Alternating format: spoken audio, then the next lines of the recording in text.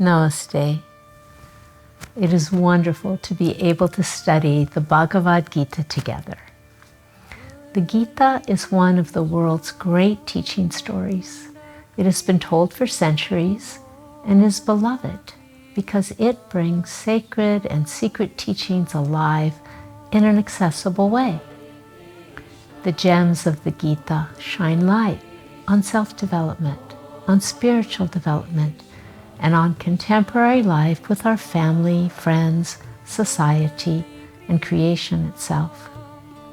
The presentation you are about to see is based on the teachings of Baba Haridas and is organized to explore the Gita story as telling the great battle chronicled in the Mahabharata, describing the human inner battle, explaining karma, jnana, and bhakti yoga, revealing symbols, exploring the meaning of dharma, investigating Samkhya philosophy, especially the essence of consciousness called Purush and nature called Prakriti, as well as ego or Ahankar and the qualities of creation or Guna.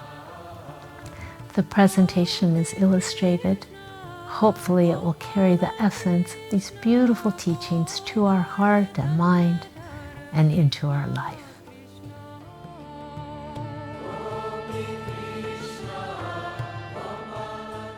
Bhagavad Gita means the divine song of God. Bhagavad is a name for God. Gita refers to poems that are sung. Therefore, the Bhagavad Gita is known as the Song of God. Om Jai Shri Ganesh. Shri Ganesh is the aspect of the divine that removes all obstacles. May all obstacles to our study be removed. Baba Haridas brought the study of the Gita to Mount Madonna and to me, and this is an offering to him. The Bhagavad Gita is embedded in a larger text called Mahabharata. Mahabharata is one of the longest epic poems in human literature. It chronicles a historical war which serves as an allegory for the war against all that veils our real nature, all our negativities, all our imbalances. It is on the battlefield of the Mahabharata that we hear the song of the divine, the Gita. And it is in our own heart, our inner life and world, that we each fight this battle. It is a battle waged to overcome our self-limiting beliefs and embrace our birthright of inner freedom and peace. Throughout the Mahabharata, sacred teachings are conveyed using symbols. Perhaps that is one reason why the Mahabharata is depicted in art throughout all of South Asia. This epic was originally entitled Jaya, or victory.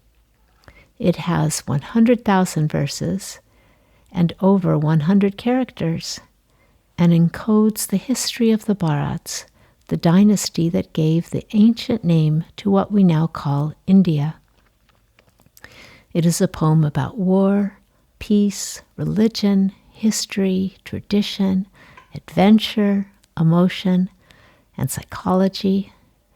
And most importantly, it is about the concept of dharma, which can be translated as beingness, or virtuous life, or fulfillment of nature-born qualities.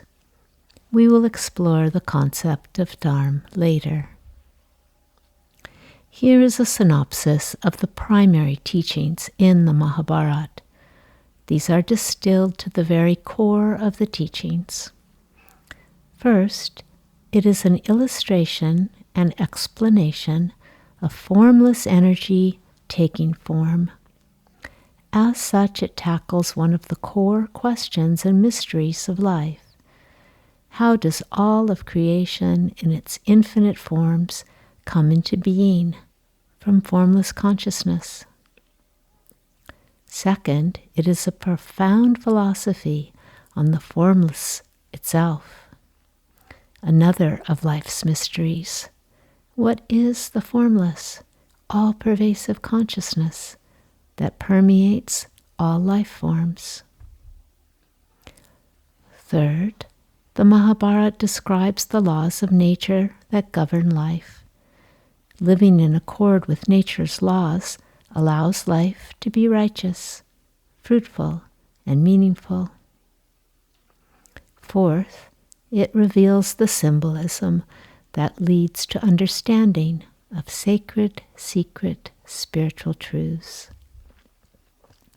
Lastly, it explains that humanity is a responsible member of the entire creation.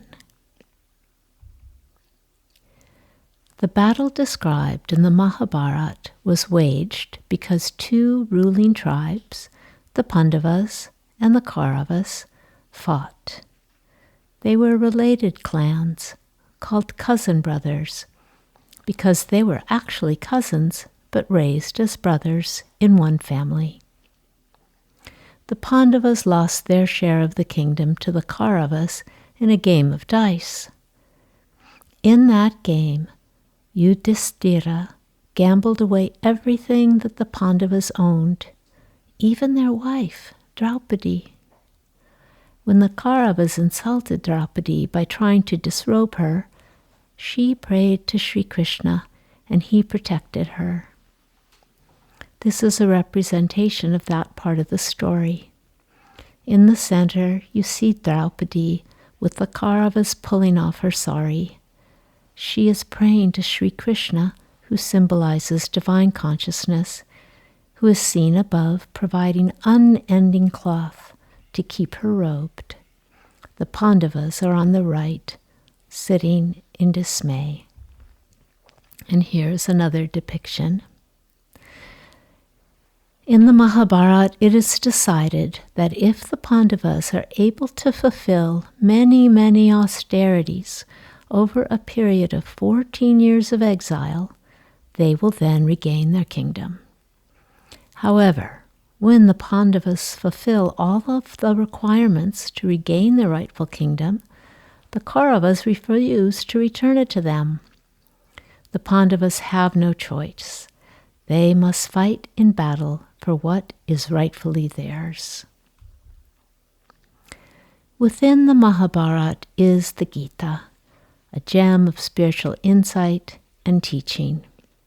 The Gita is considered a jewel of spiritual teachings because it is universal, practical, and accessible.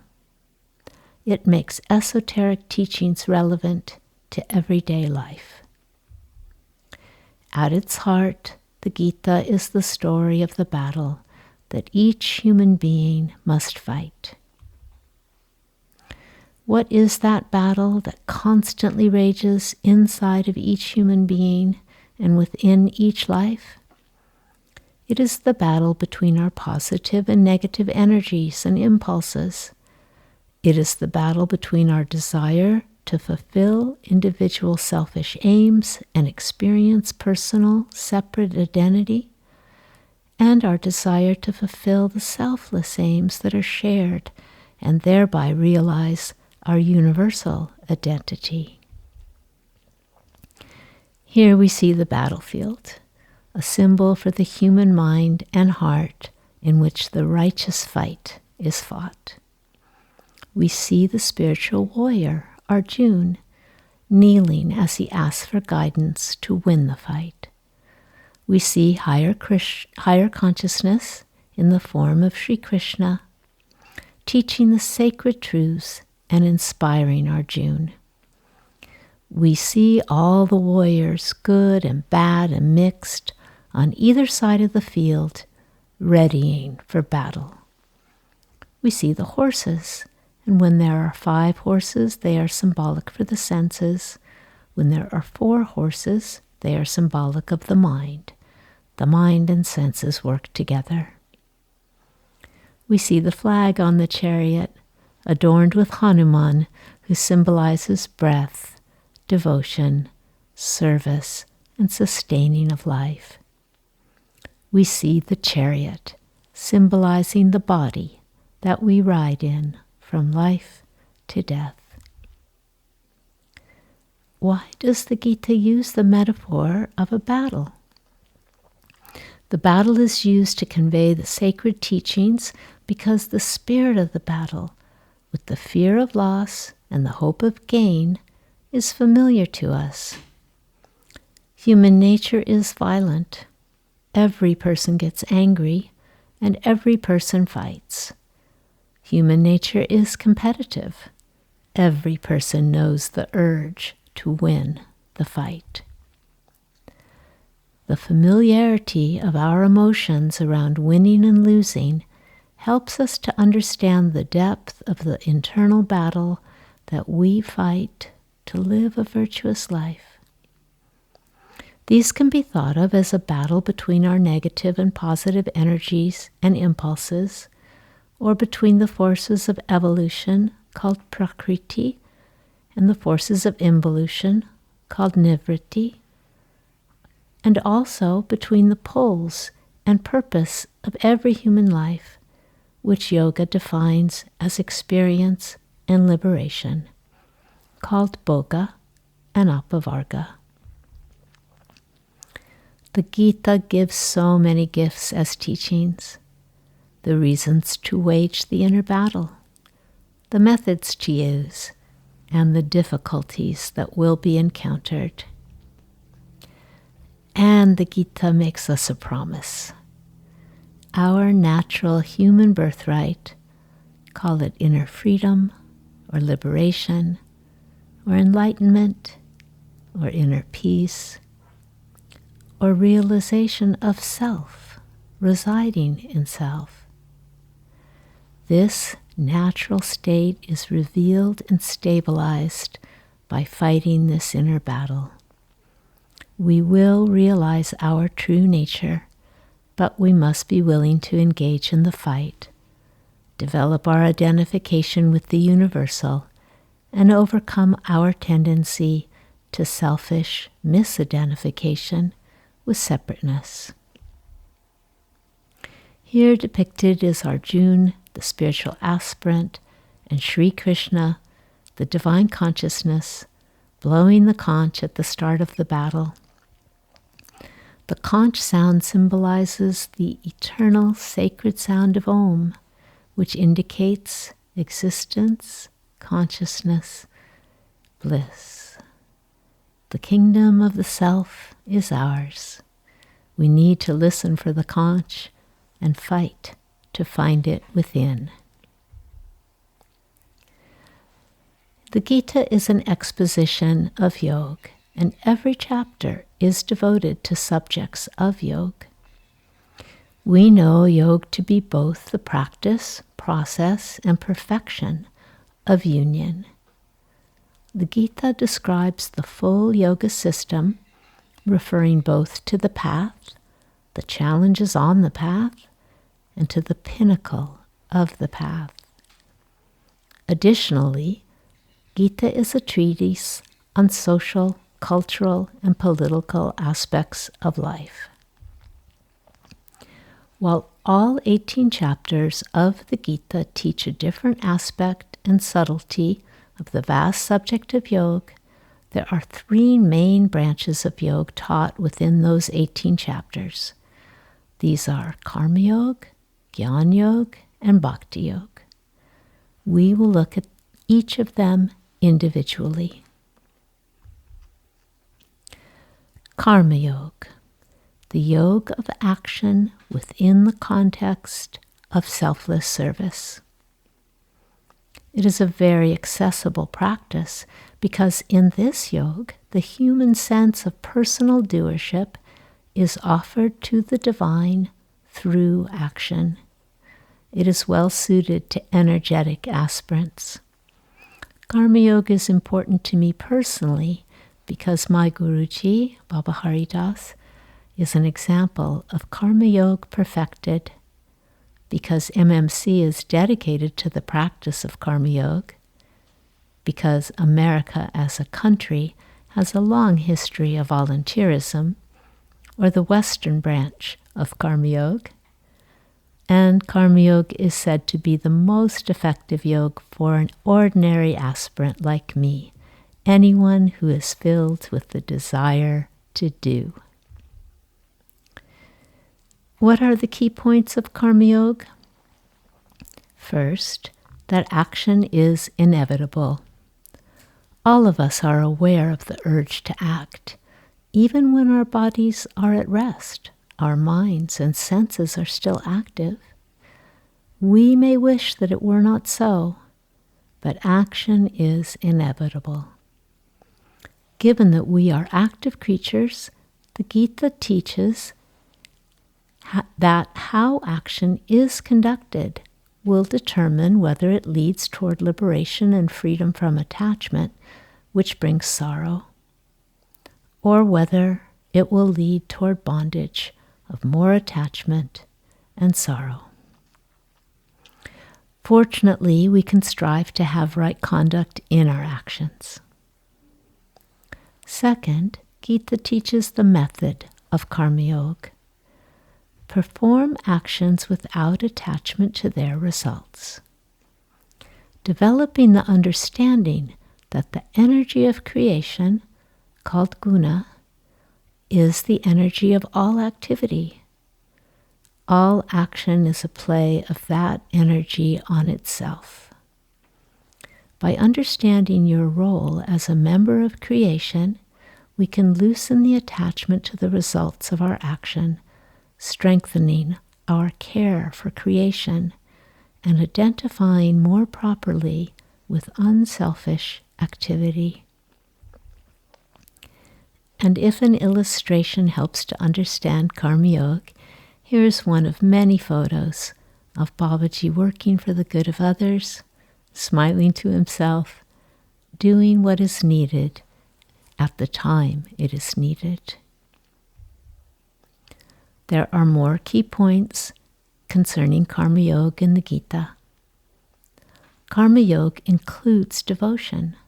The mind is able to suspend its ownership and its claiming when the yogi rests the mind in the divine by offering the action to the divine, by cultivating faith that the divine is present within the action.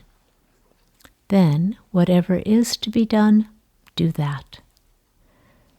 Rejecting one's duty leads to pain. Fulfilling one's duty leads to freedom.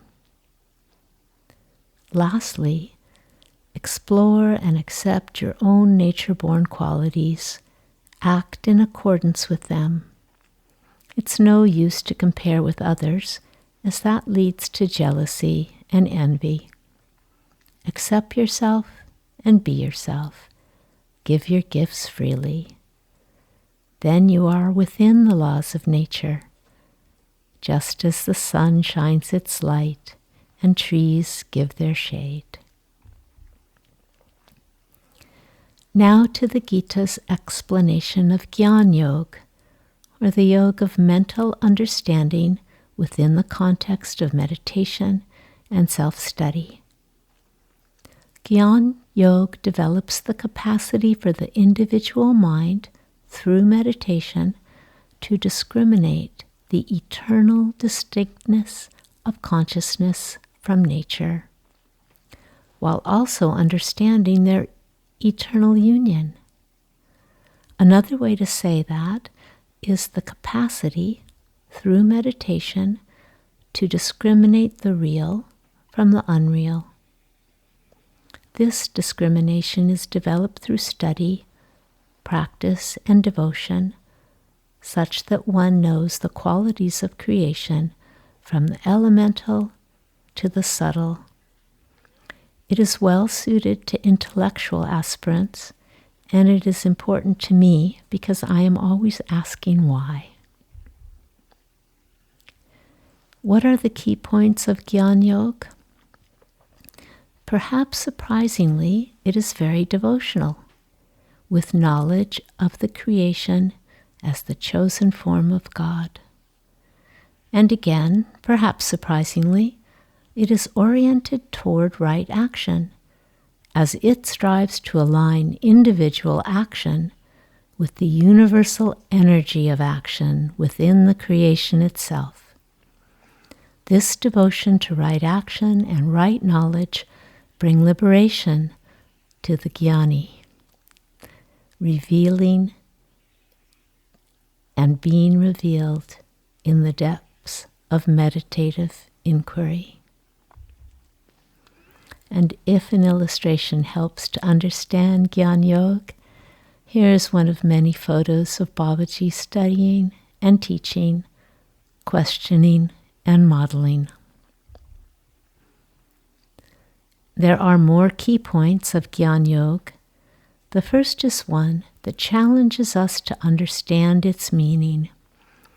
The practice of Gyan Yoga requires discernment of action within inaction, as well as the discernment of inaction within action. Even within inactivity, there is action. In our bodies, we can feel our heart beating while we are at rest, for example. It is said that some can feel their blood flowing in their veins. Those are examples of action within inaction. And within all of action, there is presence, consciousness, quiescence, stillness permeating all. That is inaction within action. Finally, Gyan Yoga posits that right action, Karma Yoga, is a means to wisdom because it will teach the laws of nature and remove selfish preoccupations. Then that wisdom becomes a means to pure peace. If there is no self-interest, then there is only universal consciousness. The third of the main yogas in the Gita is Bhakti Yoga, the yoga of surrender to the divine. Bhakti Yoga is practiced through devotion to the divine as the eternal, unborn source of all manifestation. Yet that source takes special forms, which are beloved by the devotee. These become the chosen forms to worship through outward ritual and internal devotion. Bhakti Yoga is practiced within the context of Dharma, which is defined in terms of living a virtuous life, acting in righteousness, and as an expression of the principle that formless being permeates all forms of life. Bhakti Yoga is well suited to aspirants whose nature is emotional, and therefore it's very important to me. What are the key points of Bhakti Yoga in the Gita? Devotion is not only to the elemental form of the divine, but also to the subtle forms of the divine expressed in knowledge, right action, virtuous life, and to Dharma itself as a divine manifestation. That becomes devotion to the unborn source of all manifestation, formless Sat Chit Anand, or existence, consciousness, bliss. And if an illustration helps to see devotion in action, here is Babaji offering water and flowers to the sacred river Ganga after the ritual of Shivaratri, photographed near Sri Ram Ashram, which is dedicated to the care and education of destitute children. There are more key points of Bhakti Yoga in the Gita. If you absorb your heart, channel your emotions to the divine, then that absorption will lead to contentment and peace, because those are the nature of the divine. Lastly, devotion needs to be practiced, cultivated. It is within us all as a seed that needs water and tending. Through persevering practice, grace is revealed or bestowed. Then devotion deepens, and peaceful presence becomes a constant companion. Here is a depiction of the devoted Arjuna praying and the divine Sri Krishna bestowing knowledge. You can see the Gyan Mudra of his right hand.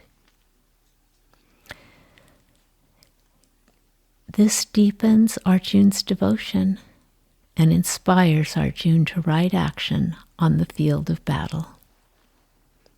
The Gita teachings are given in a conversation between these two. They are symbolic of our lower self or ego self, or our striving, the devoted aspirant as symbolized by Arjuna, and our higher self, or pure consciousness, or graceful presence, as symbolized by Sri Krishna. And when read verse by verse, the Gita is full of explicit truths, yet its secrets are best understood by exploring the symbolic meanings conveyed through the characters. Sri Krishna encompasses many roles: driver of the chariot of life, intimate friend, spiritual teacher, universal consciousness, divine consciousness in form. As such, Sri Krishna is depicted through symbolic art.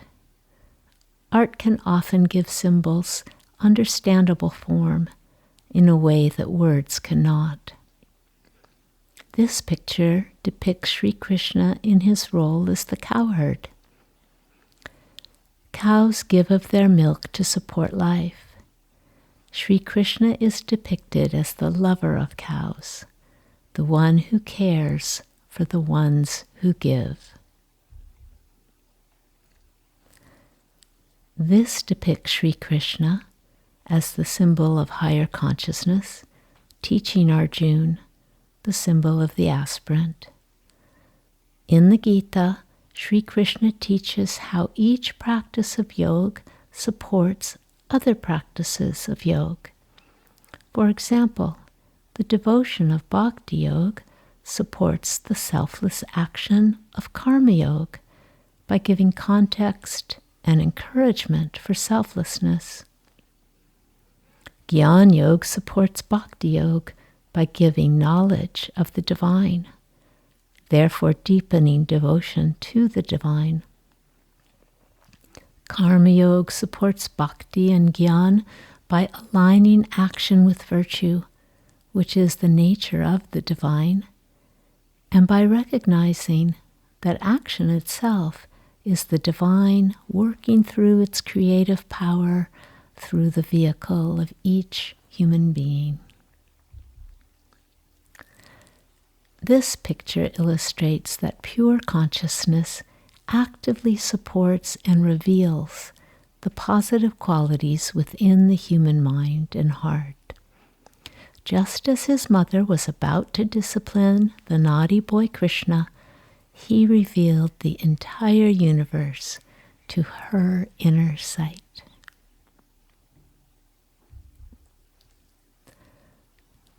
And there are many depictions of the secret truth that consciousness takes human form, depicted often as child and mother.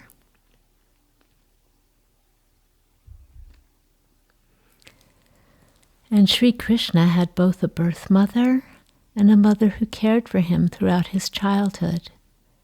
There is both primordial nature, that is a vehicle for birthing the formless into form,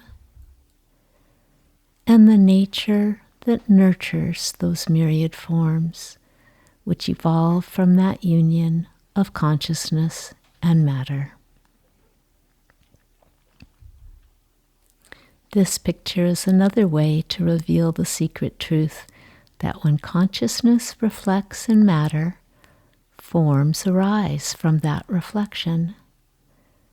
It also illustrates how the divine is omnipresent, omnipotent, and omniscient. Sri Krishna is often depicted playing his flute. Sri Krishna plays the melody of our life on his flute.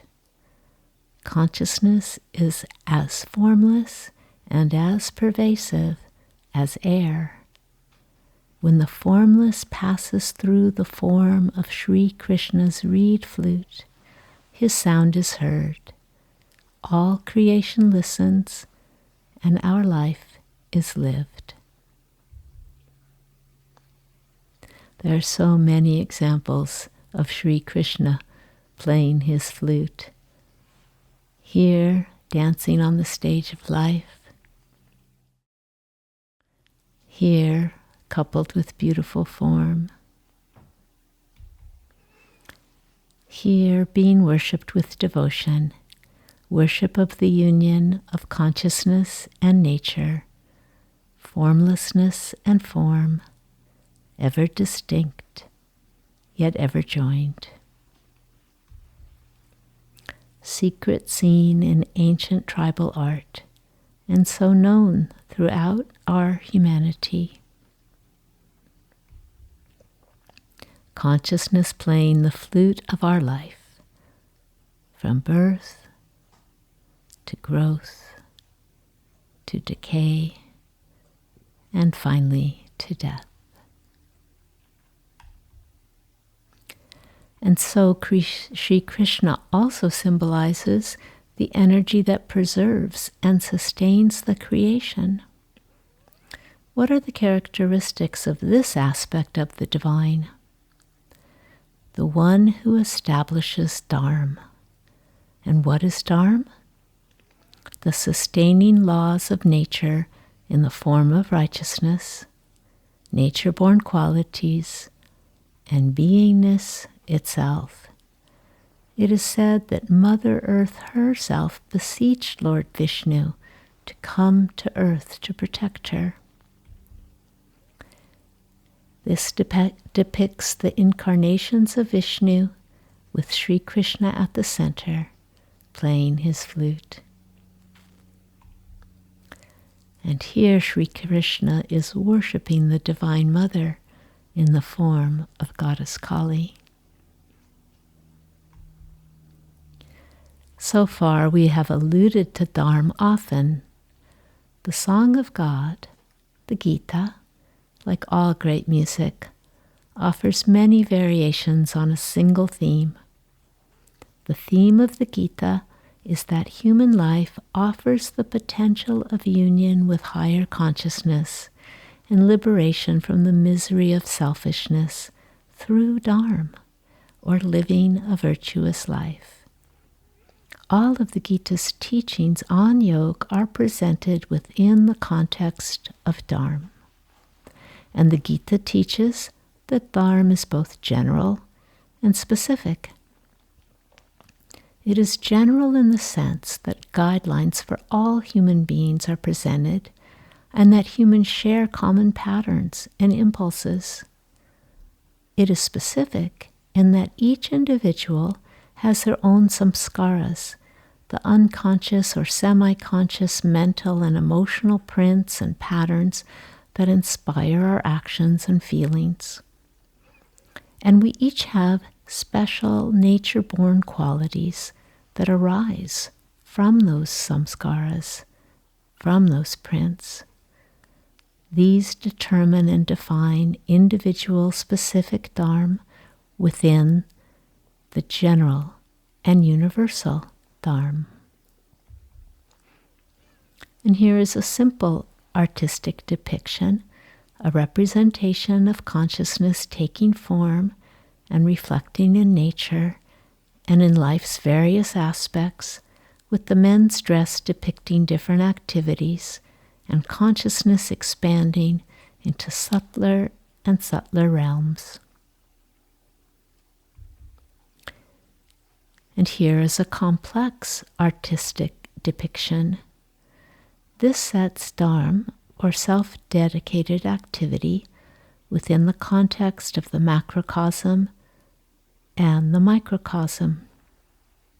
We'll examine it using the Samkhya philosophy orientation, because Samkhya is the philosophy underpinning the Gita and underpinning yoga as taught by Babaji. At the center is Sri Krishna playing his flute, coming out of consciousness, which is seen resting on the bed of the snake.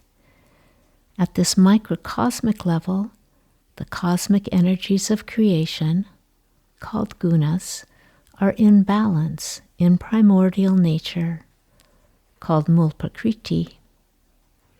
Consciousness holds all activity in stillness.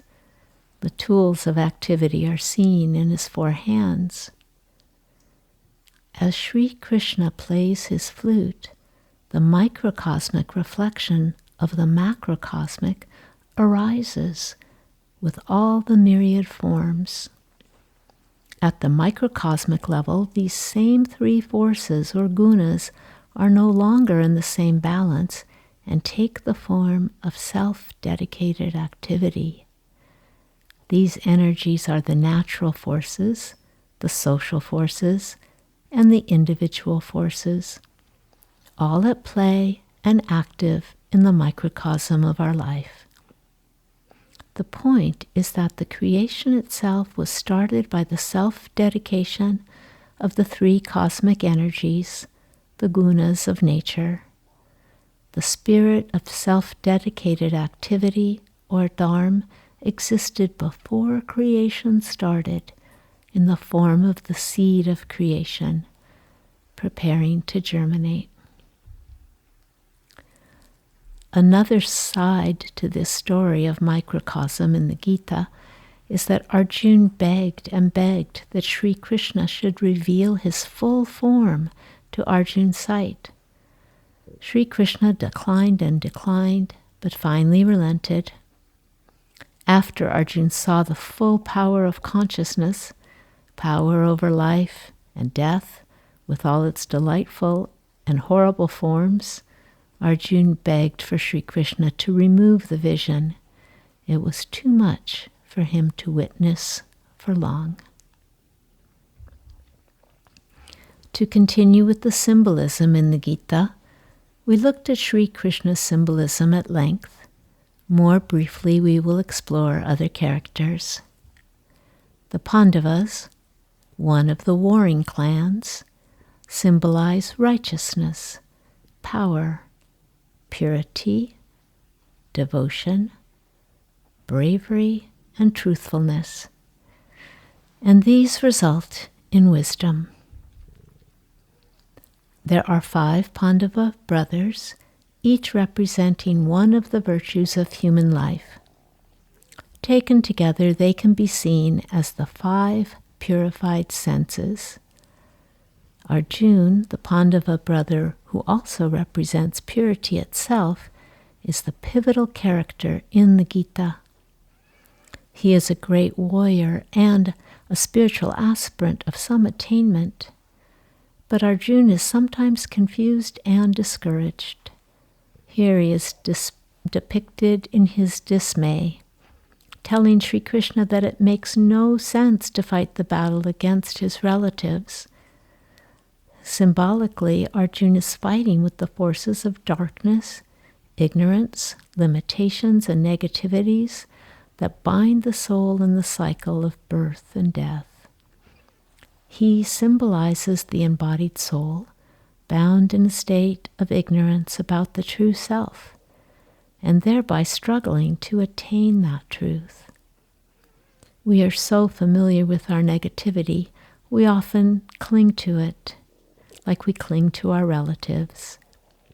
It takes courage to fight against them. Sri Krishna is able to inspire that courage in Arjuna. This picture depicts Sanjay, who is not a Pandava, but is the trusted counselor. He symbolizes the awakened state of an aspirant that serves as a link between the lower mind and the higher mind, between the individual and the universal. Sanjay sees and relates the entire Mahabharata battle to blind King Dhritarashtra, who is a Kaurava. It is this telling of the story that is the text of the Gita. We can see that Sanjay holds both Sri Krishna and Arjuna in his heart. Purified heart, purified mind. The Kauravas, the other side of the warring clans, symbolize human negative qualities such as greed, jealousy, and deceit. They figuratively number 100. They represent the negative forces that take control over our mind-body complex, resulting in our suffering, called ignorance. You saw a depiction of the blind king with his counselor, Sanjay. The king is a Kaurava, father of the negativities. He symbolizes the blind mind who owns the kingdom of the body and works through the senses. The mind is blind, for without the senses, it cannot properly function. This blind mind has the power to stop the war, but due to his attachment to his own sons, which creates greed, he does not take this righteous action. Bhishma and Drona are two important characters. In the battle, the Kauravas are supported by Bhishma, symbolizing pure ego consciousness, and Drona, symbolizing the intellect. Bhishma and Drona are the teachers of both the Pandavas and the Kauravas. The ego and the intellect together command the mind-body complex in both good and bad actions. This is sometimes hard to understand and even harder to accept, but it is true. The reality is that divine consciousness loves all. The sun equally shines on all, the good and the bad. There is much more symbolism in the Gita, more to be explored, but we will now look at the role of Samkhya philosophy in the Gita. The Gita, like Ayurveda and like Yoga, is based on Samkhya. Therefore, having a brief introduction to the tenets of Samkhya is important. Samkhya teaches that the pure consciousness, or the self, is devoid of any qualities, is formless, ever-present, and all-pervasive. It is self-effulgent, and in its radiance it reflects on pure nature or matter, where the qualities of creation, the guna, lay in perfect balance. From that reflection, the guna becomes activated and all forms arise. First is the universal mind that arises, and from that arises the individual mind, appearing as the ego self. When the ego is separated from its identification with the individual mind, then the ego identifies with the universal, and then is none other than the absolute self. beyond the senses, beyond the organs of the body and mind and intellect, beyond the guna. Samkhya teaches, and this photo of the cosmos reminds us, that anything that is created by the qualities, the gunas, and the elements, the bhutas, is perishable, because these are always changing. The self, which permeates the cosmos and the individual, is not created by these components of Prakriti. Therefore, the self cannot perish. The self is universal consciousness, an ever-existing reality. Freedom comes from accurately knowing spirit, or self, or pure consciousness, Purush, and distinguishing self from nature or matter, Prakriti, and its qualities, the gunas. Purush and Prakriti are ever distinct, yet ever united. Perhaps this image gives that feeling, ever distinct, yet ever united. Or perhaps this image that Babaji used conveys that feeling. You can see both the circle and the space that creates the circle, ever joined, ever distinct. Gita teaches that we are unaware or ignorant of consciousness within us. Those people who wake up from the sleep of ignorance realize within themselves what is matter and what is spirit. It is an inner battle to wake up to this realization of true self permeating egoic self. In this image, we see the chariot of the mind-body complex, flying the flag of breath and service, pulled by the five senses which operate in conjunction with the mind. And we see the ego of the aspirant, Arjuna, willing to do battle with its own relatives, all the negative forces and impulses, in order to win its birthright of freedom. And we see consciousness symbolized by Sri Krishna, ever present yet non-active in its support, simply driving the chariot of life. We've mentioned individuality in the form of egoic identification. In Samkhya, this ahankar is the source of both positive and negative thoughts, emotions, and actions. How does the Gita help us to understand ahankar and its role? At the root of suffering is ahankar, but it is only confusion that creates that sorrow. The ego, ahankar, goes through all kinds of sorrow, due only to the delusion created by the ego's false identification with nature, Prakriti. Ego is our life and can be our ally. It need only identify with universality to break its bonds.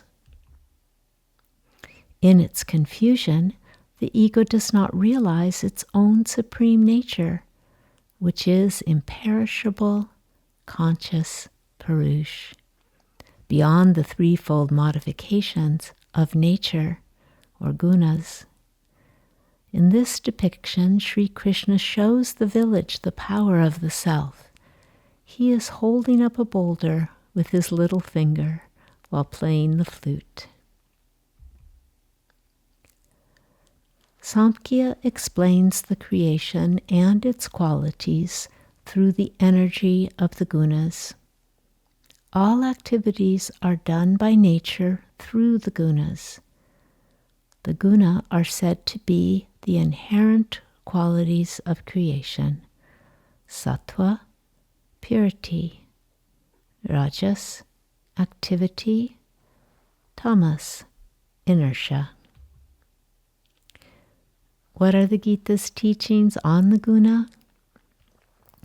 All activities are subject to the pairs of opposites, like pleasure and pain, attraction and aversion, joy and sorrow. These pairs of opposites are not the self. To teach us to destroy our confusion, our ignorance over the distinction between the nature of the guna and the nature of the self, the Gita compares the self and the guna. The self does not go through any transformations. The guna go through transformation. They are not the self. The self is attributeless, formless, infinite, the source of all knowledge, pure and free. The guna are the attributes of creation. They are not the self. The self is a non-doer. It does not take any direct part in the evolutionary process, and yet it is present in all the functions of nature. The guna are at the heart of doing. They are not the self. The self is changeless, immutable, and all-pervasive. The gunas are ever-changing. They are not the self. The self is like the sun, which does not create the earth and all its life forms, but without the sun's presence, these cannot exist. The Gita also necessarily teaches about the role of the mind and senses and their relationship to the guna. Mind and senses are products of the guna. The mind and senses become active only due to the self. While the mind and senses appear active, they are actually inert, because all matter is inert. All animate creatures, all of us, identify with objects in the creation. Yet all these objects are constituted by the three gunas. We naturally attach to these objects, to our world, to our life. Yet when we see through our yoga practice that all actions belong to the world of mind and senses, we will see that the pairs of opposites bring sorrow, and we will see the workings of the mind and the senses. Then the life attached to the gunas falls away, and only the self remains. And though wonderful vehicles for experiencing the pairs of opposites of life, the mind and senses do not have the capacity to know the self. The self is incomprehensible to the mind and senses because they are inert. Ignorance or everyday delusion starts when the pure self gets rooted in the intellect and ego consciousness develops such that the true nature of the self is not remembered. Then ego consciousness remains preoccupied with this individual identification, with its attachment, and with its desire for separate experience. But Gita teaches that the truth can be realized. Mind can come to know it is not the self, and in that act dissolves into the self, ego identifying only with the self. Realizing this, a person of knowledge functions with complete inner freedom and peace. Gita teaches that one who understands the gunas becomes above the gunas and free from the effects and sorrows of the pairs of opposites. In this depiction, the three gunas, armed for battle, are carrying baby Krishna, who was imprisoned by a greedy king and who was in his bondage, to freedom. Ego is our life. Ego is our ally. Ego is not the self, but ego can serve the self. How to summarize the 18 chapters of the Gita? Gita teaches and sings the song of God. Human life is a battle for self-development. Karma, Gyan, and Bhakti Yoga are tools for self-development. Dharma is the key to self-realization. Samkhya is an explanation of creation and consciousness. Ahankar, ego, can identify with universality and self. Gunas are the key to understanding creation. Wage the inner battle and realize peace. Sri Krishna, symbol of divine higher consciousness, here again depicting the support of the entire creation, concludes the Gita by saying, I dwell in the hearts of all beings. Fly unto me for refuge with all thy being. By my grace shalt thou obtain the supreme. Fix thy thought on me. Be devoted to me. Worship me. Thou shalt reach me. Seek me as thy sole refuge. I will liberate thee. Do not grieve. May our study attain this blessing.